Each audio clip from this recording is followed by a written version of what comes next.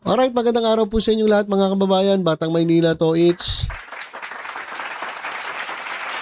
Pag-usapan natin itong announcement ni Yusek Claire Castro tungkol kay Pangulong Bongbong Marcos. Kasi medyo sumama daw ang pakiramdam ng Pangulo at siya ay under observation.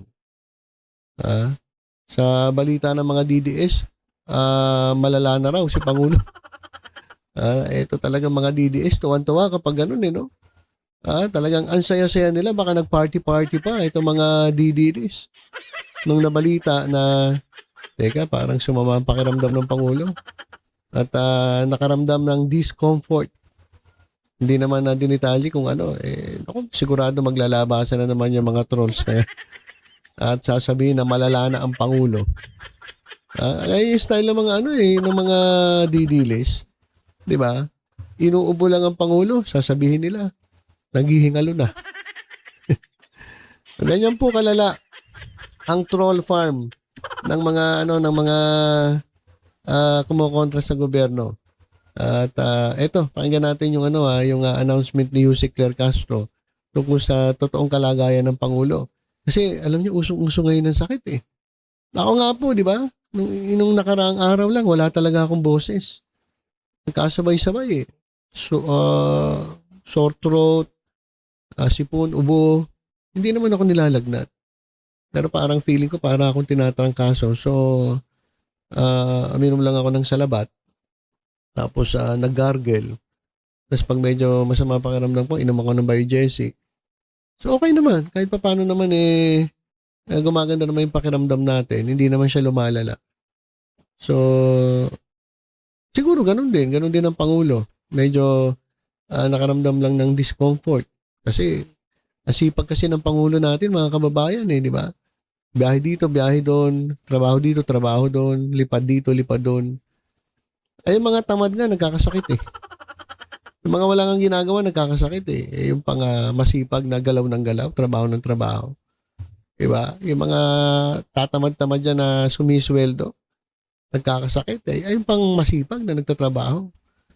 So, malamang at sa malamang, ganun din. Kasi usong-uso ngayon, yung sobra yung panahon ngayon at maraming apektado. Yung mga kakilala ko, ganun din. Inuubo, sinisipon. So, doon sa mga paano yung tawag dito? Payo ko doon sa mga BMT Natics. Kasi mga kasamahan din namin doon sa group chat, nagkakasakit eh. Si Ma'am Lourdes, nagkasakit. Sabi ko kay Ma'am Lourdes, iwasan muna yung paglabas-labas. Iwasan muna yung makipagchismisan dyan sa kapitbahay. Para hindi malamigan. Kasi baka nahamugan eh. So, talaga pong usok-usok po yung ganyang nararamdaman natin dahil sa panahon. So, malamang si Pangulong Bongbong Marcos ganun din. Di ba? Ano ba nangyari talaga kay Pangulo? Ano ba? Malala na ba? Naghihingalo na ba? Sabi ng mga DDS. Ano ba talaga, Yusek Claire Castro? Balitaan nyo nga kami tungkol kay Pangulong Bongbong Marcos. Ladies and gentlemen, the Palace Press Officer Undersecretary Claire Castro.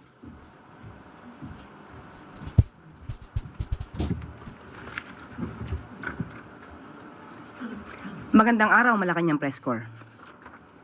We have an official statement. Ano pansin nyo kay Claire Castro, mga kababayan?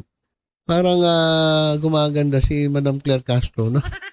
Parang paganda ng paganda si Yusek. Kahit binabanatan, kahit sinasampahan ng kaso, beautiful pa rin eh. Talagang yung aura ni Madam Claire Castro, talagang hindi nagbabago. At mas lalo pang gumaganda. Di ba? Hindi mo talaga kakayanin yung mga ganyang klaseng mga babaeng matalino, masipag. Ito si Libiste. Walang kumbaga hindi ko alam kung bakit siya ang kinasubhan, wherein ang source ni Madam Claire Castro ay si Remulla. Saka nakakita ng katokwiran na kaya niya raw hindi didemanda si Remulla kasi kaibigan daw at ginagalang niya. So yung iba, idinimanda niya. Di para kang tanga. O, nilagay mo lang yung sarili mo sa alanganin. Di ba? Ano yun, namimili ka. At nahalata tuloy nabuko. Nabuko, hindi nahalata. Nabuko. Kung bakit si Claire Castro ang kanyang idinimanda ng libel. Kasi nga gusto niyang patahimikin itong si Yusek. Si Yusek kasi talagang hindi mo basta-basta mapapatahimik yan. Yari ka dyan. So ito, pakinggan natin si Yusek Claire Castro. The President spent the night under medical observation as a precautionary measure after experiencing discomfort. His doctors advised rest and monitoring, and his condition remains stable.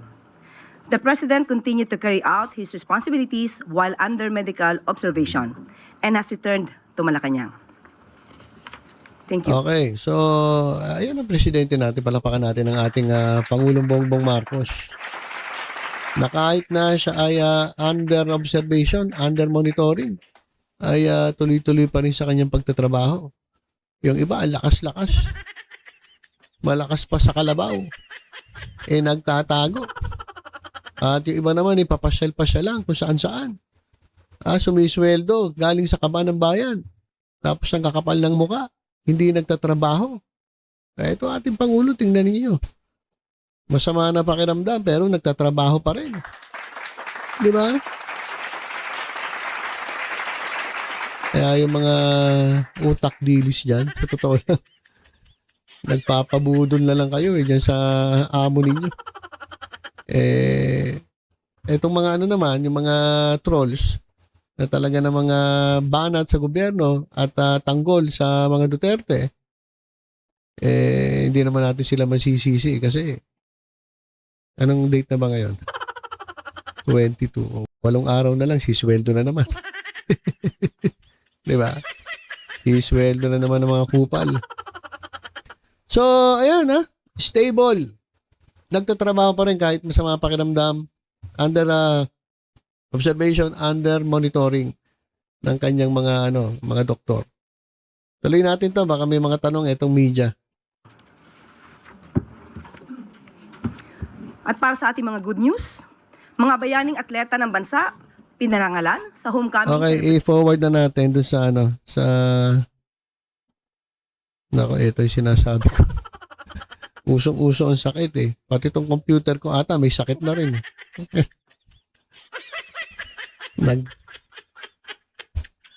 Wala na, naghang na. Ayun na lang muna siguro mga kababayan. Ayan hangers yung aking computer. Nako. Pero cute pa rin si Yusek Claire Castro kahit naghang yung computer ko. So ayun lang po muna mga kababayan siguro ang ating update sa Pangulo. Abangan natin kung ano magiging mga development sa kalagayan ng ating Pangulo. Kung may nabalitaan kayo ng mga balita ng mga trolls na malala na ang Pangulo at na nanghihingalo na ang Pangulo, huwag po kayong maniniwala. Yan po ay fake news. Ang Pangulo po ay under monitoring at stable po ang kondisyon. Hindi lang po katulad ng kondisyon ng aking internet. Hindi po stable. Ayan po. Tingnan ninyo. Naglalag, paikot-ikot. Okay, so mag-update po ako kung ano ang magiging development sa kalagayan ng Pangulo. Pero sa ngayon, okay naman po siya at nagtatrabaho pa rin kahit may masamang pakiramdam. Hindi katulad ng iba dyan, ang lakas-lakas mangurakot, ang lakas-lakas sumweldo, ang lakas ng kakapal na mukha na hindi nagtatrabaho pero sumisweldo. Ibang-iba sa Pangulo na kahit masama ang pakiramdam, nagtatrabaho pa rin. Okay, so ilan po muna mga kababayan. Tutok-tutok lang po dito sa Batang Maynila to sa iba pang updates. Ingat po tayong lahat. God bless po.